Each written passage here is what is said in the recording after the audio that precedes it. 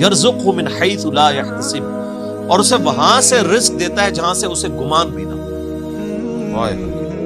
رزق میں صرف دنیاوی جو ہم مال دولت اس کو ایک رزق سمجھتے ہیں، یہ ایک رزق کا بالکل چھوٹا سا ٹوٹا ہے۔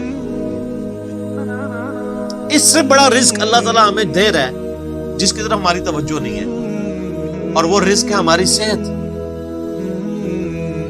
ایک شخص کے پاس کروڑوں روپے ہے لیکن اس کے گردے فیل ہو چکے ہیں، کس کام کا؟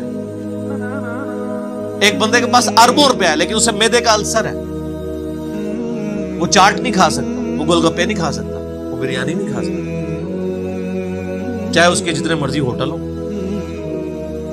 تو دنیاوی مال و دولت کا آ جانا صرف یہ رزق میں سے، میں نے کہا یہ بالکل چھوٹا سا جز ہے، اس کو انسان یوٹیلائز کرے، یہ بہت بڑی بات ہے۔ دنیاوی صحت جو اللہ نے انسان کو زندگی میں دی ہے، لوگ کہتے ہیں اللہ نے مجھے کیا دیا ہے؟ جو شخص یہ بات کرے نا اسے کو جی 1 کروڑ روپے لے دو، اپنی ایک آنکھ نکال کے مجھے دے دو، کوئی دے گا؟ اپنا ایک بازو توڑ کے دے دو، تو آپ ذرا 1 کروڑ ساروں کے اوپر لگانا شروع کریں، اربوں کے تو آپ خود ہیں۔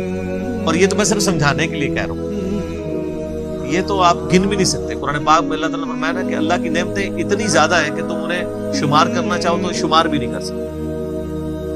تو وہاں سے اللہ تمہیں رزق دے گا، تمہیں گمان بھی نہیں۔ اب رزق کے لیے ضروری نہیں ہے کہ آپ کے پاس مال و دولت اور آپ کے ایسٹس بڑھ جائیں، یہ بھی اللہ تعالیٰ کا بہت بڑا رزق ہے کہ آپ کے پاس جو تھوڑے بہت ایسٹس ہیں وہ سلامت ہیں۔ کسی ایک میڈیکل کیس کسی گھر کے اندر 1 کروڑ پڑتی بندے کو بھی لا کے زیرو پہ کھڑا کر سکتے ہیں۔ آپ کی زندگی میں کئی ایسے کیسز ہوئے ہوں گے، جدادیں تک بک جاتے ہیں۔ وہ مجھے واصف علی واصف صاحب کی بات یاد آ گئی، وہ کہتے ہیں میں وہ مسجد میں بیٹھا ہوا تھا تو ایک بندے کو میں نے دیکھا کہ وہ دعا مانگ رہا ہے کہ یا اللہ 25 سال پہلے جو میں نے دعا تجھ سے کی تھی وہ واپس لے لے، بس یہ دعا کر۔ کہتے ہیں وہ فارغ ہوا تو میں نے اس کو پوچھا کیا ہوا؟ اس نے کہا جی 25 سال پہلے میں نے اللہ سے رو کے ایک بیٹا مانگا تھا، میری بیٹی ہی تھی صرف، اور وہ بیٹا میرے گھاٹے فٹ ہو گیا، یعنی وہ نشے میں مبتلا ہو گیا، سارا گھر کا مال اس نے بیچ دیا، مجھے کنگال کر دیا، تو میں اللہ سے کہہ رہا ہوں یا اللہ یہ اولاد واپس ہی لے لے۔ تو یہ بھی تو ہو سکتا ہے۔ سورہ توبہ میں آتا ہے، اللہ تعالیٰ آتا ہے اپنے جو فاسق و فاجر لوگوں کے بارے میں کہ اللہ تعالیٰ چاہتا ہے کہ ان کی اولاد کو ہی ان کے لیے عذاب بنا، اولاد بھی عذاب بن سکتی۔ اس لیے ہمیں دعا کیا سکھائی گئی ہے؟ ربنا هب لنا من ازواجنا وذرياتنا قرۃ اعین واجعلنا للمتقین اماما۔ اے اللہ ہماری بیویوں اور ہماری اولاد میں آنکھوں کی ٹھنڈک بنا اور ہمیں پرہیزگاروں کا امام بنا، ہماری آنے والی نسلیں پرہیزگار ہوں، ورنہ یہ تو مصیبت بھی گلے پڑ سکتی۔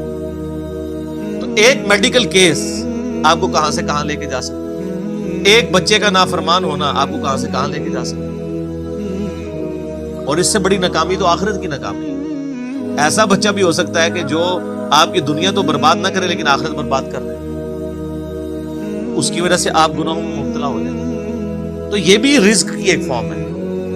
رزق صرف یہ نہیں ہے کہ آپ کے لیے مال پانی کھل جائے، بلکہ مال سبسسٹنس لیول پہ بھی موجود ہے، لیکن آپ کو کوئی ایسی تکلیف نہیں آ رہی کہ جس کی وجہ سے آپ کا مال نہیں نکل رہا۔ ورنہ ایک بندہ 10 لاکھ روپے مہینے کا کماتا ہے اور 9 لاکھ روپے اس کا نکل جاتا ہے، کیا فرق پڑا اس کو؟ اس نے کون سا ایسٹ بنا لیا؟ اور جو اذیت گزار رہا ہے وہ لادا سے، اس کو تو کوئی سوچ بھی نہیں سکتا، ذہنی ٹینشن ہے۔ صحیح بخاری مسلم میں حدیث ہے، نبی علیہ السلام فرمایا ہمیشہ اپنے سے نچلے لوگوں کو دیکھو تو تمہیں یوں اللہ تعالیٰ کی نعمتوں پر صبر نصیب ہوگا اور قناعت نصیب ہو جائے گی، اوپر نہ دیکھو۔ اور پھر بخاری مسلم میں یہ حدیث ہے کہ ابن آدم کے پاس اگر سونے کی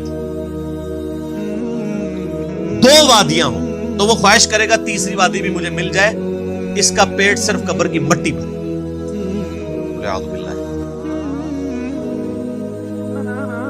بخاری مسلم دونوں میں حدیث ہے کہ انسان کہتا ہے میرا مال میرا مال میرا مال، نبی علیہ السلام فرمایا تیرا مال تو وہ ہے جو تو نے کھا پی لیا یا پہن کر بوسیدہ کر لیا یا اللہ کی راہ میں خرچ کر کے آخرت کے لیے محفوظ کر لیا، باقی جتنا مال ہے وہ تو تیرے ورثہ کا مال ہے، تو کہتا ہے میرا مال ہے۔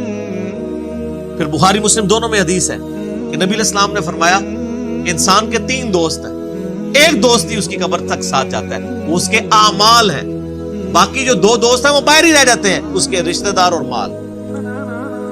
اب مال ساتھ جاتا ہے، مال بھی آپ ساتھ لے کے جا سکتے ہیں، لیکن وہ مال جو آپ نے پہلے اپنی زندگی میں اپنی مرضی سے اللہ کی راہ میں خرچ کر دیا، وہ اللہ کے ڈیوائن بینک میں جمع ہے۔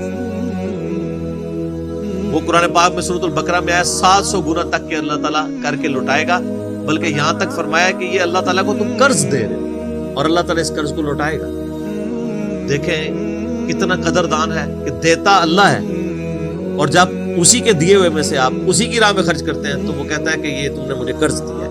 اللہ کہتا ہے میں تمہارا مقروض ہوں، تمہیں لوٹاؤں گا۔ یہ ہے اللہ تعالیٰ کی قدردانی۔